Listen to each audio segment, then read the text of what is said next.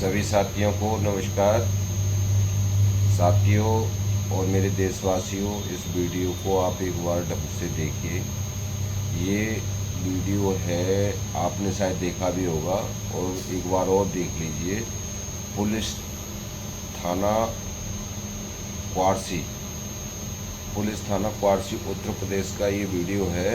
इसमें एक नकली नोट छापने वाले व्यक्ति को पुलिस ने पकड़ के और उस पर उचित से उचित कार्रवाई करने की बात की है।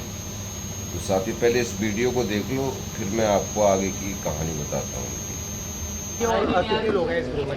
ये थाना क्वारसी पुलिस और सिटी स्क्वाड टीम ने एक अभियुक्त को गिरफ्तार किया है, जो कि चेकिंग के दौरान अपनी कार से कहीं जा रहा था, और उसकी कार से जो हमें बरामद हुआ है वह फर्जी नोट बनाने का सामान एवं कुछ फर्जी बने हुए नोट और बनाने के लिए इंक और जो पेपर जो प्रयुक्त होता है वो सभी चीज़ें यहाँ से बरामद हुई है। इसी के साथ इसके पास से कुछ फर्जी पहचान पत्र, 2 मोबाइल और एक कार बरामद हुई है। इस अभियुक्त के खिलाफ सुसंगत धाराओं में थाना क्वारसी पर मुकदमा पंजीकृत किया जा रहा है और एवं इसे न्यायिक अभिरक्षा में भेजा जा रहा है। क्या नाम है इसका, कहाँ का रहने वाला है? इसका नाम संजित है और यह सोनीपत हरियाणा का रहने वाला है, और इस पे पूर्व में भी 11 मुकदमे जो कि नोएडा और दिल्ली में और साइबर थाने में दर्ज है। सर, इन नोटों का क्या करते थे, किस तरह से इनका यूज़ करते थे? इन नोटों को ये अपने आगे के जो सप्लायर है, जो पूरी चेन है, उसमें उसे आगे चलाते थे, और वो कहीं ना कहीं किसी न किसी फॉर्म में इसे मार्केट में चलाते थे। इस गिरोह के कितने लोग फरार हैं अभी? अभी जो ये सारी गिरोह का जो पूरा खुलासा है, ये आगे की विवेचना और इंट्रोगेशन में होगा, और उससे आपको जल्दी अवगत कराया जाएगा। इसे महेशपुर तिराहा थाना क्वारसी क्षेत्र से पकड़ा गया। नोट बरामद है वो कुल कितने नोट हैं? 103 नोट तो 500 रुपये के बरामद हुए हैं और 11 नोट 100 रुपये के बरामद हुए हैं। इसके अतिरिक्त नोट बनाने का जो पेपर होता है उसके 6 बंडल और एक बड़ी शीशी नोट बनाने की इंक, ये सारी चीज़ें बरामद हुई। नोटों का ये क्या करते थे, बताया कैसे करते थे? नोटों का इस्तेमाल कैसे करते थे? नोटों का जैसा मैंने बताया कि ये अपनी आगे की जो चेन है उन्हें प्रोवाइड कराते थे, वो सप्लायर आगे भेजते थे, और फाइनली कहीं ना कहीं जाके ये मार्केट में इसका यूज़ होता था। नहीं, ये मशीन अभी बरामद नहीं हुई है। अग्रिम विवेचना में हम जब इसे PCR पे लेंगे तो हम और अधिक रिकवरी और अधिक और जितने अभियुक्त है सभी को प्रकाश में लाने का पूरा प्रयास करेंगे। नहीं, अक्यूज़ को सामने लाया गया था, अभी उसे मेडिकल के लिए भेज दिया गया, क्योंकि आज संडे है तो रिमांड मजिस्ट्रेट के सामने उसे पेश करना है, इसलिए तुरंत ही न्यायिक अभिरक्षा में उसे भेजने की पूरी तैयारी की जाए। नहीं, प्रेस कॉन्फ्रेंस का तो मेरे ख्याल से बहुत पहले आपको बता दिया गया था, और उसे अभी मेडिकल के लिए भेजा गया है और आगे न्यायिक अभिरक्षा में भेजा जाएगा। तो साथियों, आपने ये वीडियो देखा। अब इस वीडियो में आपको पता पड़ा होगा कि ये उचित से उचित कार्रवाई करने वाले हैं। तो ये क्वारसी पुलिस स्टेशन से और ये जो SP और DSP और ये जो भी हैं वहाँ के सरकारी प्रशासन से मैं बताना चाहता हूँ कि अब हम जो आपको बताएं नकली नोट छापने वालों पे, क्या आप फिर उन पे भी FIR करोगे? मैं बताता हूँ आपको, आप पता लगा लो। जो आप भारत में अभी आप ये रुपए का लेन देन कर रहे हो, जो आपकी जेब में जो नोट रखा है, जो आपको तनख्वाह मिलती है, तुम अपनी नकली नोटों की ये तनख्वाह लेना देना जो कर रहे हो, जो तुम्हारे बैंक अकाउंट में जो रुपए जो ट्रांसफ़र होते हैं, डिजिट ट्रांसफ़र होती है, और जो आप अपने लेन देन कर रहे हो, ये सारा नकली नोट है। आप अपने ऊपर कार्रवाई क्यों नहीं करते हो? कि सिर्फ जनता पे ही कार्रवाई होगी?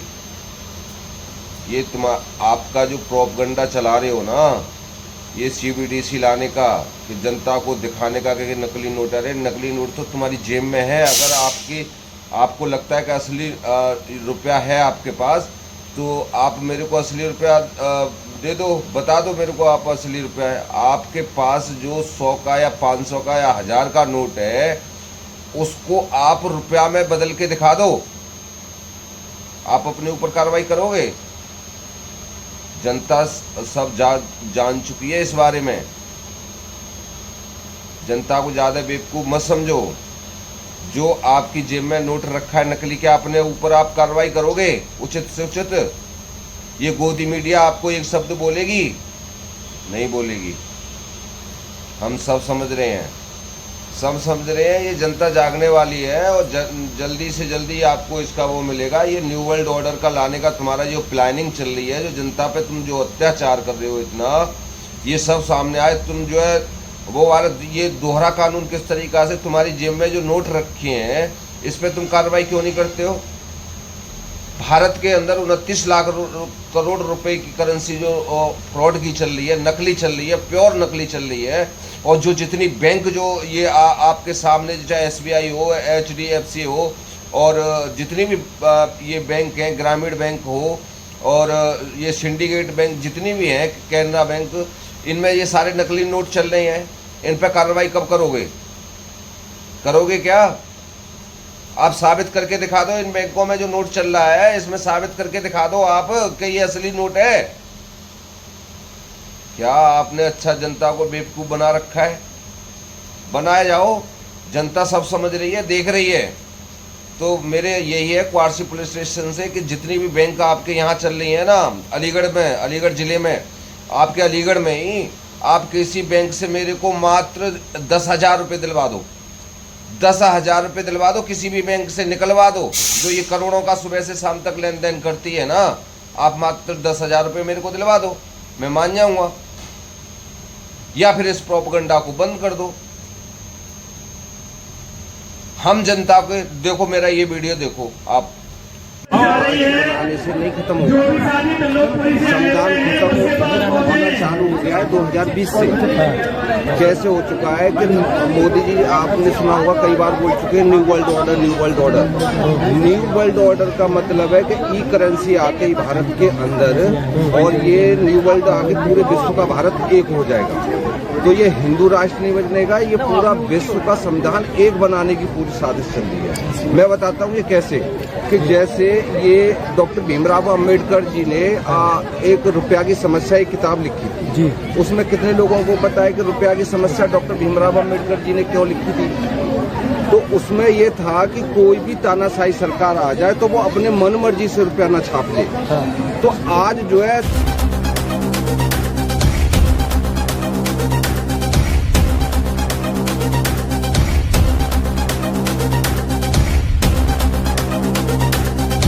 तानाशाही सरकार आ चुकी है, और उसने जो है 29 लाख करोड़ रुपए फ्रॉड 20 का छाप रखा है। हमारे भारत में जो रुपया चलता है, जो RBI में जो सोना रखा है, उतना लेवल का 5 लाख करोड़ रुपए का सोना है, और उतनी करेंसी चलनी चाहिए भारत के अंदर।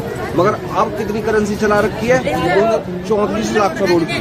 तो 5 लाख करोड़ माइनस कर दो तो 29 लाख करोड़ रुपए फ्रॉड के हो गए, फ्रॉड के। तो जो आज मार्केट में रुपया चल रहा है, ये 420 का रुपया चल रहा है। ये जो जितने भाइयों पर लोन है ना, ये सभी 2 लाख, 4 लाख, 20 लाख रुपए का लोन दे देती है आप सबको। मैं मेरे को मेरा नाम निकम पाल सिंह है, और मेरा जीवन का काम है, मैं लिख के दे रहा हूँ। कोई भी बैंक जो 20 लाख और 30 लाख और 10 लाख रुपए का लोन दे रही है, वो मात्र मेरे को अपनी ब्रांच से सिर्फ 500 रुपए दे के दिखा दे, तो मैं जो है जो कहेगा वो करने के लिए, पूरी जीवन भर की गुलामी करने के लिए तैयार हूँ। किसी बैंक पर कोई रुपया नहीं है, ये डिजिट रुपया है, और नोट सिर्फ ये चला रहे हैं। 420 का है ये रुपया, और ये हमारे लोगों को नहीं पता इस बारे में कि ये जो तानाशाही सरकार ने जो 29 लाख करोड़ रुपए के जो नोट छाप करके और ये 420 के चला रखे हैं, ये फ्रॉड कर रखा है भारत। जिस हिसाब से आप साबित करना चाह रहे हैं कि 420 के नोट चला रखे हैं, तो आप पे कोई प्रूफ है? हाँ है। क्या प्रूफ है आपको? कौन सा किस चीज का प्रूफ चाहिए आपको? भारत सरकार का माना हुआ नोट है, और आप ऑन कैमरा कह रहे हैं कि वो नोट नकली है। हाँ, मैं नकली नोट की नहीं कह रहा, जो पेपर करेंसी 1882 की जो एक्ट है, उसमें जो हमारा रुपया है उसकी वैल्यू 1 रुपया में इनके आज के 4800 रुपए के बराबर है। मेरा आज 15 रुपए में 1 तोला सोना है, और इनका एक मोहर 65,000 रुपये। ये समझो ना, मेरे में तो 15 रुपए में आ रहा है। भारत संविधान के हिसाब से कानून कहता है कि 15 रुपए में मेरे को 1 तोला सोना है और इनका 65,000 में सोना है, तो ये वोट तो ये कैसे है? तुम भी भारत के रहने वाले हो, मैं भी भारत का रहने वाला हूँ, वैल्यू एक होनी चाहिए, मगर ऐसा नहीं है। आज तक पता है बैंक वालों ने क्या फ्रॉड कर रखा है? अगर बैंक वालों को पता था इस बात की कि अगर ये जनता को जिस दिन पता पड़ गया रुपया का खेल, तो ये जो है बैंक जो है अपनी हमको लोन दे करके 18 मंजिल तक की कोठी बनवा देती है, मंजिल बनवा देती है, फैक्ट्री बनवा देती है, हॉस्पिटल बनवा देती है, लोन दे देती है। बाबा साहब को दलितों का नेता कहा जाता है, बाबा साहब ने RBI बनाया। सुना नहीं मैंने एक बार। बाबा साहब को दलितों का नेता कहा जाता है। हाँ, वो बाबा साहब ने RBI बनाया। RBI बनाया तो उससे पहले उसमें एक किताब भी तो लिखी है ना कि कोई तानाशाही सरकार हो जाए और नोट छापे तो वो कोई भी जो अपना रुपया ले जाएगा। तो आज देखो मैं बताता हूँ, आज मोदी जी ने जो कुछ दिनों में सुना होगा कि 70 साल में कांग्रेस ने नहीं किया, वो मैंने कर दिया। पता है वो कैसे किया? पता है आप लोगों को? मैं बताता हूँ कैसे किया कि 1947 से लेके और 2018 तक 70 साल उसमें जो है 16 लाख करोड़ की करेंसी चल रही थी भारत में, 16 लाख करोड़ रुपए की। और जैसे ही जो है ये लॉकडाउन लगा 2019 का, तो इन्होंने 18 लाख करोड़ की करेंसी छाप दी, जो 2000 के नोट थे, वो लोकल के फ्रॉड के नोट थे। और वो नोट जो है छाप करके और इसमें इन्होंने अपनी प्रॉपर्टी खरीद दी और ये जो है वापस पैसा वो उसको खींच लिया। और आज जो है वही 34 लाख करोड़ रुपए मार्केट में है, जबकि ओरिजिनल करेंसी 5 लाख करोड़ रुपए की है।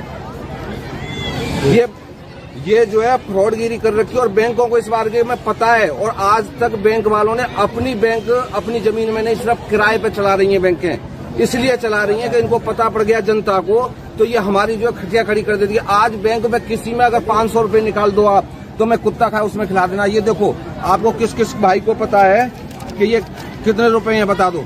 500 का जी, थोड़ा नीचे करिए। 500 कितने रुपए हैं जी? क्योंकि ये हमको नहीं पता और हमारे बच्चों को हमने नहीं बताया है। ये 500 रुपए अगर होते तो इसमें ये नहीं लिखा होता कि मैं ये 500 रुपए अदा करने का वचन देता हूँ। क्या लिखा है? 500 रुपए अदा करने का वचन देता हूँ। तो ये प्रॉमिसरी नोट है, यानी एफिडेविट है। ये एफिडेविट है। आप किसी भी RBI केंद्र उसमें बैंक में जाओ और उस बैंक में जाकर के बोलो भैया मेरे को 500 रुपए दे दो, तो वो रुपए नहीं देता, वो आपको नोट पकड़ा देता। ये नोट है, प्रॉमिसरी नोट है, जैसे एफिडेविट। जैसे भाई ने कुछ लिख करके दे दिया कि ये ले भाई तू उस दुकान पे ऐसे 500 रुपए का वो ले लीजिए, मेरा नाम लिखवा के, तो ये प्रॉमिसरी नोट है, साइन किया हुआ है। हमारे बच्चों को यही पता है कि यही रुपया है, ये रुपया नहीं है। तो अब आप भारत सरकार से क्या विनती करना चाहेंगे? मैं ये विनती करना चाहता हूँ कि जो अभी सारे लोग जो ये बोल रहे हैं ना कि संविधान हिंदू राष्ट्र बन जाएगा तो संविधान खत्म हो जाएगा, हिंदू राष्ट्र बनने से संविधान खत्म नहीं हो रहा और ना हिंदू राष्ट्र बनना। ये हम लोगों को बेवकूफ बनाया जा रहा है। 2020 से न्यू वर्ल्ड ऑर्डर चालू हो चुका है। एक एक करके तुम्हारे को सारा जो है, पहले तो ये जो फ्रॉड का 29 लाख करोड़ रुपए जो चल रहा है मार्केट में, ये इसको ये खींचना चालू कर दिया इन्होंने। 2000 के नोट खींच दिए, फिर ये 500 के नोट खींचेंगे, फिर ये 200 के नोट खींचेंगे। सारा फोकस ई करेंसी पे लाएंगे और ई करेंसी पे आते ही जो है ये कह देंगे किसी दिन कि भाई साहब साइबर अटैक पड़ा था और जो तुम्हारा मोबाइल में नोट था वो गायब हो गया। तो 29 लाख रुपए जो फ्रॉड का चल रहा है ये ऐसे करके गायब होने वाला है, ऐसे करके सारा गुलाम होगा। ये बात होने वाली है। इस बात का 2017 में बिल गेट्स ने ऐलान किया था कि आने वाले वक्त में हम जो बायो युद्ध लड़ेंगे उसके अंदर हम लोगों को घरों में कैद करेंगे और आने वाला जो युद्ध होगा वो इस नाम से होगा, जो बीमारी का नाम था। वो नाम लेने से चैनल उड़ जाता है, तो इसीलिए मैंने नहीं बोला। जो शब्द उड़ जाएंगे वो मुझे मालूम है किस किस से उड़ते हैं। तो मैंने उस टाइम पे बोला कि ये आने वाला है, इससे बचना, इस षड्यंत्र में मत फंसना। किसानों के 3 कानून लागू हो गए, तो तीनों कानूनों के ऊपर फिर मैंने जब वो पढ़े तो मुझे समझ में आ गया कि सारा खेल वहीं से चल रहा है, वर्ल्ड इकोनॉमिक फोरम से। क्योंकि वर्ल्ड इकोनॉमिक फोरम की वेबसाइट के ऊपर 2017 में उन लोगों ने एक वीडियो अपलोड करी थी 2.5 मिनट की, 2 मिनट 20 सेकंड की, जिसमें उन्होंने ये कहा था कि हम 2030 तक एक ऐसी दुनिया बनाएंगे जिसमें you will on nothing but you will be happy. मतलब आपका किसी भी चीज़ के ऊपर, किसी भी चीज़ का मतलब ज़मीन, मकान, गाड़ी, यहाँ तक कि आपके बच्चे और आपके शरीर पर भी आपका मालिकाना हक नहीं रहेगा और आप खुश रहेंगे 2030 तक। और इसका नाम है न्यू वर्ल्ड ऑर्डर और इसको चला रहा है world economic forum. World economic forum में बैठे हुए कुछ लोग पूरी दुनिया के जो बड़ी बड़ी संस्थाएं हैं जो वेलफेयर के नाम पर पूरी दुनिया को काबू करना चाहती हैं। डरा रहे हो आप? नहीं, ये ऑलरेडी रिकॉर्ड में है, इट इज़ ऑन रिकॉर्ड। अगर आप दावोस में चल रही वर्ल्ड इकोनॉमिक फोरम की अगर वो मतलब जो मीटिंग थी पूरी की पूरी, जो कॉन्फ्रेंस हुई थी, कनक्लेव हुआ था, आप उसको पूरी को सुन लो, आपके पैरों के नीचे की ज़मीन खिसक जाएगी। मैं जो बात बोल रहा हूँ वो ये सोचेंगे ये पॉसिबल है, हैकेबल इंसान पॉसिबल है। यानी आप क्या सोचोगे, आप क्या करोगे, आप क्या कहोगे, आप क्या बोलोगे, सब कुछ बटन से डिसाइड होगा। ये पॉसिबल है, वो कर चुके हैं ऑलरेडी। यानी चिप लगाई जाएगी, उसके बिना भी कर सकते हैं वो लोग, लेकिन उसके लिए ट्राई किया उन्होंने कि पूरी दुनिया को अगर एक ही सिरे से चलाना है तो उसके लिए चिप लगाना ही सबसे बढ़िया चो रहेगा। और वो दिमाग में नहीं, वो ट्राई कर रहे हैं सबसे पहले आपको ये कहकर कि आपका शरीर वो क्या करेंगे, मैं आपको उसका तरीका बताता हूँ। चिप है, उस चिप का काम है आपके दिमाग के साथ आपके शरीर को एक न्यूरल नेटवर्क देना, यानी कि कंप्यूटर का नेटवर्क देना। अब आप समझिए, पूरा घर में इलेक्ट्रिक वायरिंग होती है, तो हमारे शरीर में नसों की वायरिंग है। पूरे घर में जब आपको इन्वर्टर लगाना है तो क्या कहता है बिजली वाला कि जहां आपका मीटर लगा है वहीं लगेगा, या कहीं भी लगाया जा सकता है? कहीं भी लगाया जा सकता है। यानी वो नेटवर्क सारा का सारा इंटरकनेक्टेड है। यानी आपकी बॉडी में वो चिप कहीं भी लग जाए, आपके ब्रेन को वहीं से कंट्रोल किया जा सकता है। तो अब शुरू में वो क्या करेंगे आप लोग, ताकि जैसे अभी 2 साल पहले 26 जनवरी 2021 को जब मोदी जी ने वैक्सीन का वो किया, एक पूरा प्रोपेगेंडा चलाया, लागू किया कि पूरे देश में मुफ्त देंगे, हम सबको मुफ्त देंगे, पेट्रोल पंप पर बड़ी बड़ी वो लगाई।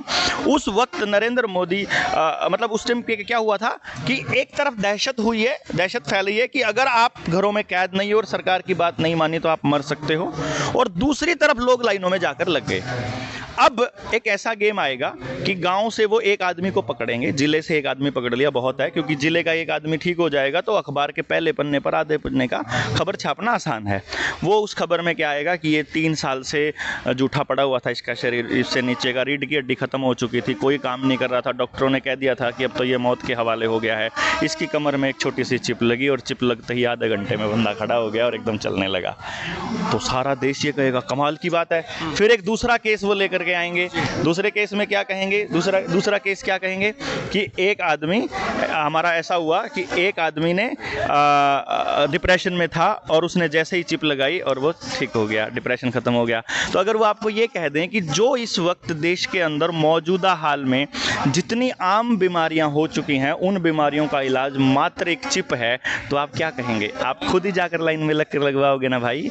लेकिन उस चिप का पीछे से कौन कंट्रोल कर रहा है तो आप जानते ही नहीं। जैसे आपकी जेब में मोबाइल है, आपको तो लगता है ये मेरे कम्युनिकेशन के लिए इस्तेमाल हो रहा है, लेकिन असल में इसका सॉफ्टवेयर आपका क्या क्या डाटा ले रहा है आपको वो उसमें जा ही रहा है। बात नहीं कर रहे हैं। आपके घर में अगर स्मार्ट नाम की कोई भी चीज़ अगर लगी हुई है, जैसे स्मार्ट टीवी लगा हुआ है, उसके अंदर हिडन कैमरा है, आपके बेडरूम तक की तस्वीरें जा रही हैं, इवन जब आपका टीवी बंद है तब भी, क्योंकि आपका वाईफाई 24 घंटे चलता है।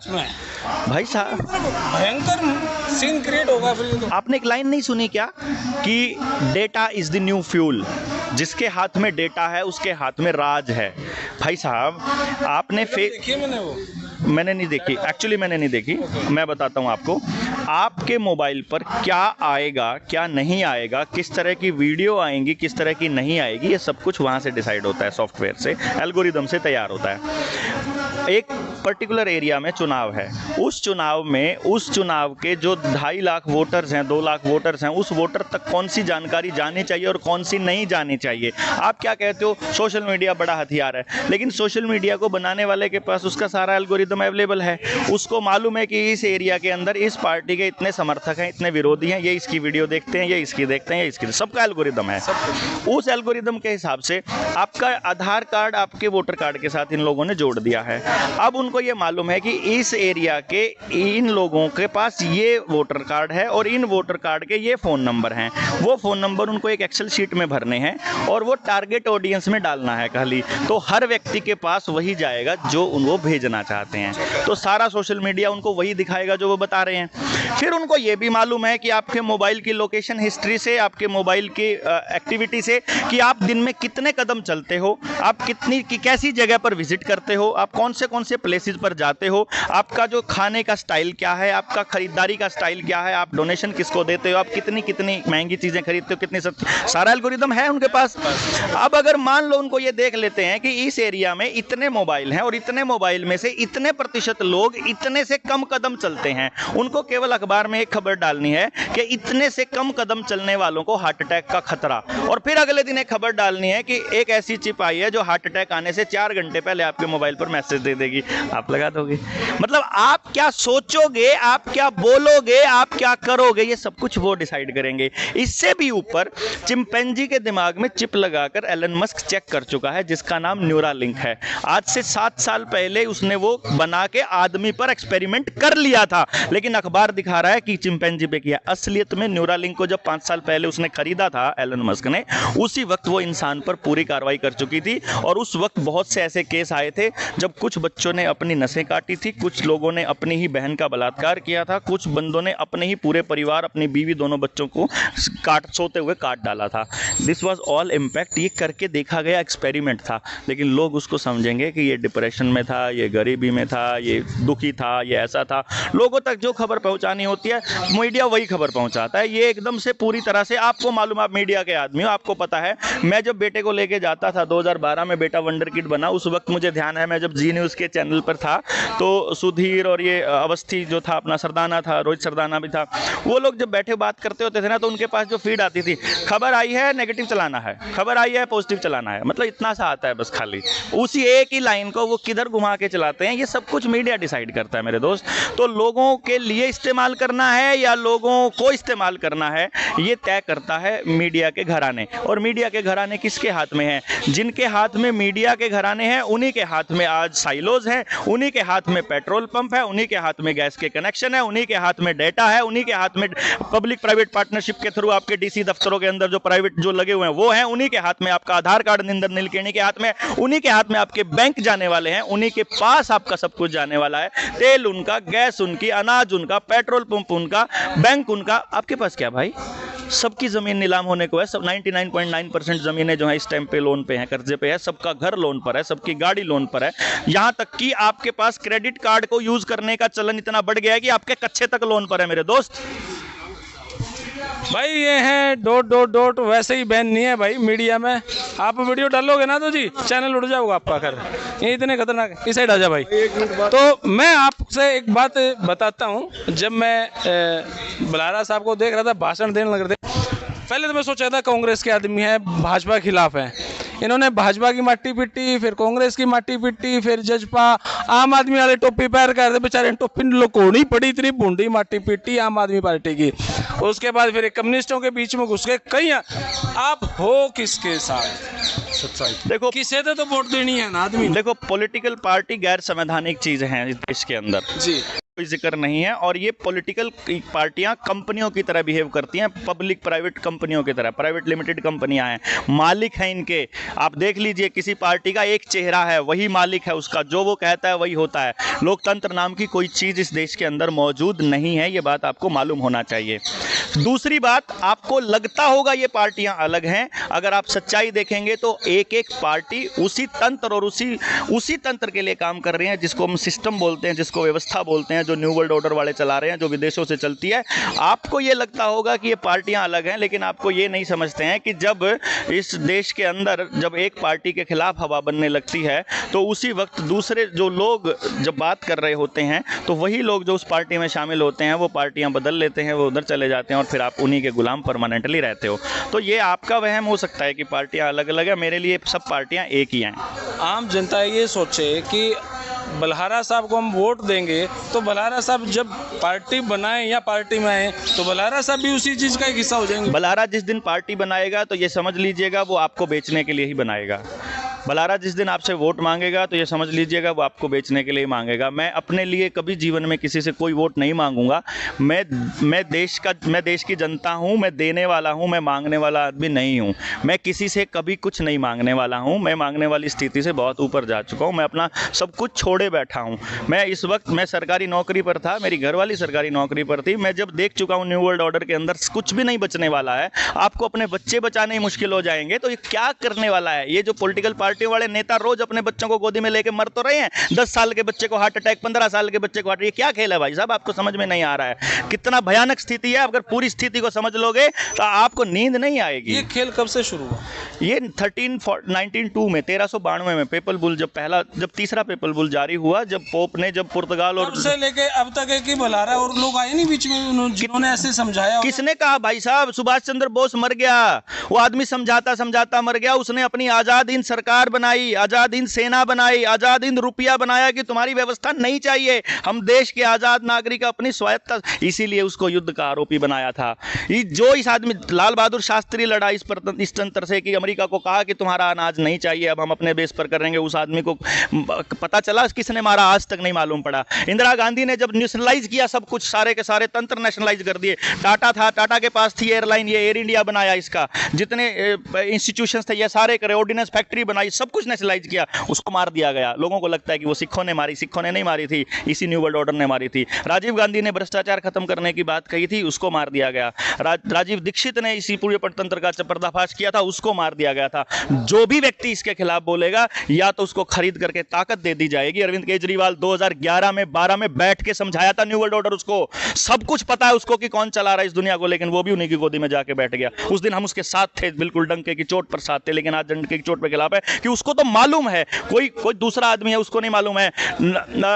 ओम प्रकाश चौटाला वो बोले थे 2009 में SCZ जब भूपेंद्र सिंह हुड्डा ने 12,000 एकड़ जमीन ये झज्जर वाली बेची थी, जिसको रिलायंस को दी थी, धक्के से खोस छीन के दी थी किसानों से, उस वक्त ओम प्रकाश चौटाला ने बयान दिया था 2009 के चुनाव से पहले कि अब की बार हमारी सरकार बना दो, तुम्हारे बच्चे अगले पीढ़ी 7 पुश्तों तक खाएंगे और इस जो SCZ की जितनी जमीन है इनमें थारी तूड़ी भरवा देंगे किसान की, इन पूंजीपतियों से ले लेंगे। उसी वक्त भाई साहब अगले महीने के अंदर ही ओम प्रकाश चौटाला का नाम उस FIR में आ गया था, जहां उसका एक भी दस्तक नहीं है। 10 साल जेल काट के आया है ओम प्रकाश चौटाला, क्योंकि पूरे षड्यंत्र का पता था उसको। ये सारी लोकल पार्टियां, जितनी भी पार्टियां, स्थानीय पार्टियां हैं, प्रादेशिक पार्टियां, सारी खत्म करनी है। देश में ड्युअलिटी लानी है कि या तो ये या ये, और दोनों के दोनों उन्हीं के आदमी हैं। हमारा डॉट बिना सिक्योरिटी के घूम रहा है, इतने बड़े बड़े आदमियों को पहुंचा दिया। जॉन F कैनेडी अमेरिका का राष्ट्रपति था, राष्ट्रपति रहते हुए माथे में गोली मारी थी उसके, क्योंकि वो इस पूरे षड्यंत्र का पर्दाफाश कर चुका था। उसका भतीजा रॉबर्ट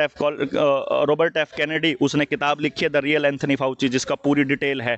मेरा बेटा 17 साल का है, पूरे षड्यंत्र को एक एक लाइन को समझता है, कब से चालू और आज आपको कैसे कंट्रोल किया जा रहा है। मेरे को तो ये मालूम है कि कोई सिक्योरिटी कुछ ना होती, सब कहने के भाई पुलिस वाले क्या सिक्योरिटी करते हैं, तो सारी खबर देते हैं कि कौन आदमी कहाँ जाना रहे, तो सिक्योरिटी दी उसको जाती है जिसकी खबर ही रखनी होती है। भाई साहब कौन किसको बचा रहा है, कौन किसको मार रहा है, जिसको जब मर्जी लपेट लो, कितना बड़ा खेल है भाई साहब। वो ये बोला था अपना मैं उसका नाम भूल गया यार, पर्यावरण मंत्री था जो जिसको मार दिया गया था, जिसने GM सरसों के खिलाफ बोला था।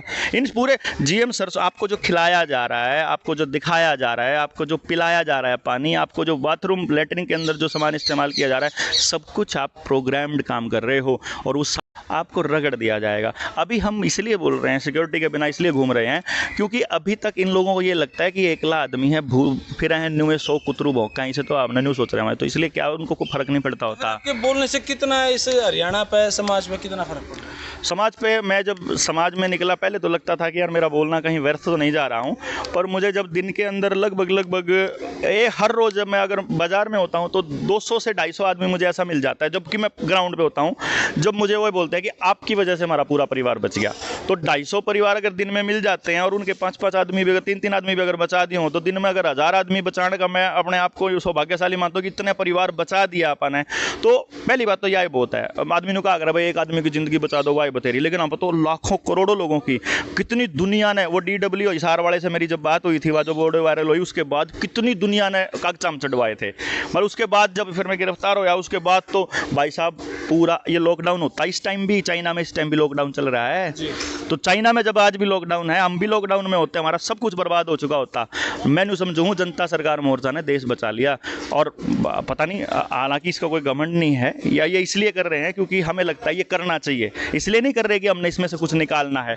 इस मतलब ऑलरेडी छोड़ के बैठे हैं यार, मतलब न्यू उम्मीद छोड़ के बैठेगा पर कैसे साल काटेंगे। हम तो नहीं सोच रहे, जितने जी रहे हैं इतना और ऐसे साथी तैयार कर दें जो इसी दिशा में काम करना है, इसलिए जनता सरकार मोर्चा बनाया था अपन ने।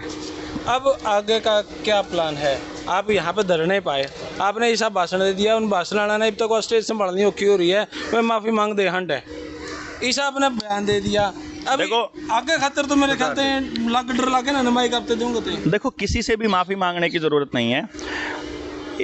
चाइना इस पूरी दुनिया को सोशल क्रेडिट स्कोर दे चुका है। चाइना में कम्युनिस्टों की सरकार है।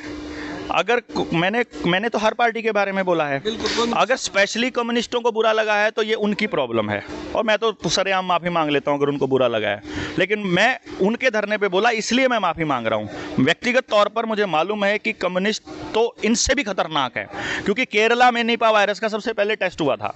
सबसे पहले पीपीई किट पहनकर पूरी वीडियोग्राफी, पूरे देश में दहशत बनाने का माहौल, ये सारे का सारा जो टीवी पे चला था ना, पीपीई किट पहन के आ रहे हैं, इतने लोग मर गए, लाशों का ढेर, वो सब कुछ पिक्चराइज था, कुछ भी रियलिस्टिक नहीं था। आपको मालूम होना चाहिए, so everything was an agenda, और वो हमने पहले बता चुके हैं, ये यहाँ से उठाया, ये यहाँ से उठाया, सारी वीडियोज अवेलेबल थी 9/11 की तरह।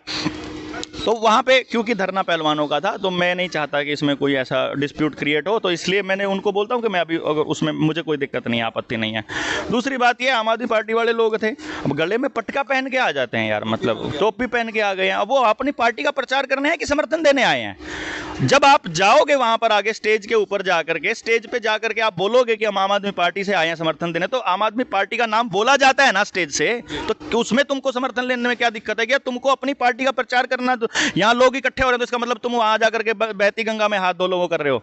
ये प्रोपेगेंडा को मैंने पर्दाफाश किया खाली मैंने। तो अगर उसको बुरा लगा, मतलब अगर धरने को आयोजन करने वालों को अगर ये लगता है कि इससे कोई डिस्प्यूट क्रिएट होने वाला है, तो वो उन्होंने बोल दिया उनको, भाई नहीं शांति रखो, कोई दिक्कत नहीं है। हालांकि ऐसा कोई था नहीं, मतलब ऐसा कोई बात नहीं थी, तो नॉर्मल चीज़ें होती हैं आंदोलनों के अंदर। और ये मेरा विचार है व्यक्तिगत, अगर उसको विनेश फोगाट, बजरंग पूनिया, साक्षी मलिक, ये 3 चेहरे हैं इस आंदोलन के, इन तीनों में से कोई एक बोलता है तो बात बनती है ना। और फिर दूसरी बात क्या होती है कि उस moment, heat of the moment में आप क्या कर रहे हो आपको नहीं मालूम है। पिछली बार जब धरना दिया गया था तो बजरंग पूनिया भी तो केवल ट्वीट करके कह दिया था कि हमारा समझौता हो गया और हमारी बात मान ली गई है। उसको नहीं मालूम होता ना कि इसका क्या इम्पैक्ट होने वाला है। तो ये इट हैपन्स, मतलब इट नॉट बिग डील, कोई बड़ी बात नहीं मानता मैं। अच्छी बातें करो, इंटेलिजेंट बातें करो। ये जो अभी आंदोलन चल रहा है, क्या ये राजनीतिक रूप ले चुका है? क्या ये पहले राजनीतिक शिकार है या अभी ठीक है? देखो जगदीप भाई, राजनीति शब्द का इस्तेमाल करना हम लोगों को वाइजली चाहिए। आपका बच्चा अस्पताल में पैदा होगा कि घर में पैदा होगा, सरकारी में पैदा होगा कि प्राइवेट में पैदा होगा, फ्री में पैदा होगा कि हज़ारों रुपए खर्च करके पैदा होगा, उसको कौन से इंजेक्शन्स लगेंगे, कौन से नहीं लगेंगे, और उसके कितने पैसे खर्च होंगे, कहाँ पड़ेगा, कहाँ नहीं पड़ेगा, कितना सुरक्षित रहेगा, कौन रेप करेगा, कौन छेड़ेगा, कितना नशा होगा, कैसी राजनीति होगी, ये सब कुछ राजनीति तय करती है। इन बच्चों के साथ जो हुआ वो भी राजनीति थी, जो इन्होंने विरोध किया वो भी राजनीति है। राजनीति 24 घंटे हो रही है। राजनीति घरों में भी होती है, जब हम कहते हैं अपने बड़े बेटे को कि बेटा तेरा छोटा भाई है, कोई बात नहीं, मार दिया, तो ये भी राजनीति होती है। राजनीति आपके हर कदम पर है। 18 साल से ऊपर का हर व्यक्ति राजनीति करता है, जिसने किसी को सपोर्ट या वोट किया है वो राजनीति में शामिल है डायरेक्टली। इसलिए राजनीति is not a bad thing. दिक्कत है गलत आदमी है। हाँ, अगर आप केवल ये समझते हो कि वोट डालना ही राजनीति है, ये बहुत गलत है। वोट डालने के बाद पूरे 5 साल अपनी वोट की पहरेदारी करना भी राजनीति होती है। ये पहलवान उस वोट की पहरेदारी कर रहे हैं कि हम इस देश के नागरिक हैं, हम तुमको कुछ आदेश दे रहे हैं। इनको बोलना चाहिए आदेश देने के मोड में, इनको बताना चाहिए जनता सरकार है, तुम मालिक नहीं हो, तुम प्रतिनिधि हो हमारे। यहां पहलवानों को मांगना नहीं चाहिए, आदेश देना चाहिए। इतना समर्थन इनके साथ है, एक एक खाप, एक एक पंचायत, एक एक गांव इनके लिए कुछ भी करने को तैयार है। एक बार ये आवाज तो लगाएं। ये इनसे मांग क्यों रहे हैं? मेरे को तो आपत्ति इस बात से भी होती है। मैं तो ये कहता हूं तुम आदेश दो, तुम कहो एक बार करना क्या इनका। ये यहाँ खड़े नहीं पाएंगे, ये सेंट्रल विस्टा सारा उठा के ले जाएंगे। जुगर वो लोहागढ़ का जो अपना था, अपना सूरजमल पूरा दरवाजा पाड़ के ले जाना, सूरज ने ले जाएंगे हर संसद ना पाड़ के, ना कोई चक्कर को नहीं है। ये एक बार बोल रहे तो ये राजनीतिक रंग नहीं ले चुका है, इसको बीजेपी वाले इस्तेमाल कर रहे हैं केवल, क्योंकि इसको जातीय रंग दे रहे हैं। यहाँ खड़ा रहने से उनको सूट कर रहा है, क्योंकि जब टीवी के अंदर डिबेट चलती है तो पहलवान एक बैठा होता है, एक उनका टीवी का प्रवक्ता बैठा है, एक उनका सांसद एंकर के साथ साथ एक उनका पार्टी का प्रवक्ता बैठा है, एक ब्रजभूषण का साथी बैठा है और एक चौथा समाज सेवी। 4 लोग तो बात कर रहे होते हैं ब्रजभूषण के फेवर की, एक आदमी बेचारा इधर बैठा होता है। तो 10 मिनट बोलने में से 2 मिनट तुम्हारे वाला बोलता है, 8 मिनट उनके वाले बोलते हैं, तो जनता के अंदर नेगेटिव परसेप्शन बनता है, तो सरकार को तो सूट कर रहा है। और जब सबसे बड़े चैंपियंस की बात नहीं सुनी तो हमारी कौन सुनेगा, ये परसेप्शन अगर समाज में बन गया तो कितना सत्यानाश है। होपलेसनेस की सिचुएशन से ऊपर कुछ भी नहीं है भाई, निराशा से ऊपर कुछ नहीं होता, समाज का नाश हो जाएगा अगर समाज में निराशा आ गई। तो ये तो उम्मीद की किरण है मेरे दोस्त, ये तो इनका तो एहसान इस समाज को मानना चाहिए, सारे समाज को मानना चाहिए। तो भाई हमारे बलहारा साहब इतना खजाना है इनके पास, इतना खजाना है, एक बारी हरियाणा में, कभी हैदराबाद में, कभी वहाँ पे, कभी पश्चिम बंगाल में, कभी वहाँ पे। इनके साथ बैठ कर अगर वीडियो बनाओ ना तो मेरी जो 4-4.5 जो वीडियो है ना वो भी थोड़ी पड़ जाए, इतना बड़ा इनके पास कंसेप्ट है। तो फिलहाल इतने छोटे से मोबाइल में इतनी ही वीडियो काफ़ी है। सर आपका बहुत बहुत धन्यवाद। धन्यवाद जगदीप भाई, दोबारा मिलूंगा, बहुत खुल के बात करेंगे। थैंक यू, बहुत बहुत शुक्रिया सर, थैंक यू। तो भाई ये वीडियो आपने कैसी लगी कमेंट बॉक्स में अपनी राय दें, तब तक के लिए धन्यवाद। जय हिंद, भारत माता की जय।